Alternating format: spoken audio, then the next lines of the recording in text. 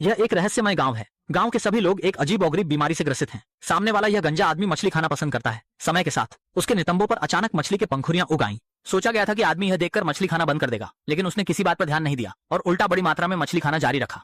बगल वाले घर में लाओ वांग के सभी लोग सुअर के पैर खाना पसंद करते हैं। एक एक करके सुअर के पैर खाने पर लाओ वांग के कान अचानक सुअर के कान में बदल गए।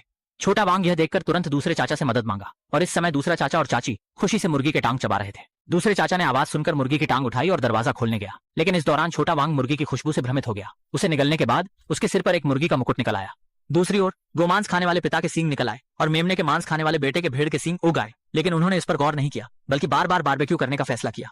तभी एक अनजान आदमी खाने की मेज पर आया। गोमांस और भेड़ के पिता और बेटे ने इस आदमी की शक्ल देखकर आंखें चौड़ी कर दी। दोनों की एक जोरदार चीख ने अनगिनत दर्शकों को आकर्षित किया। असल में इस अनजान आदमी में सिर से पैर तक कोई असाधारण बात नहीं थी, जिससे गांव वालों में संदेह उत्पन्न हुआ।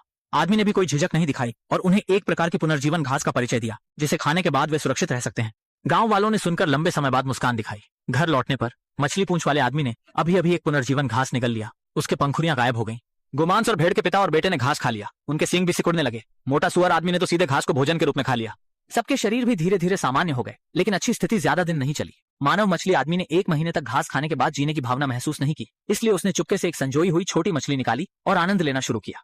अगले पल में उसने अभी अभी अलग किए गए दोनों पैर फिर से एक हो गए। अंततः मानव मछली आदमी पूरी तरह से एक मछली में बदल गया। वह छोटी नदिया में कूद पड़ा, जिसे एक और मछली खाने वाले आदमी ने पकड़ लिया। आपको क्या लगता है कि मछली पकड़ने वाले आदमी की किस्मत कैसी होगी?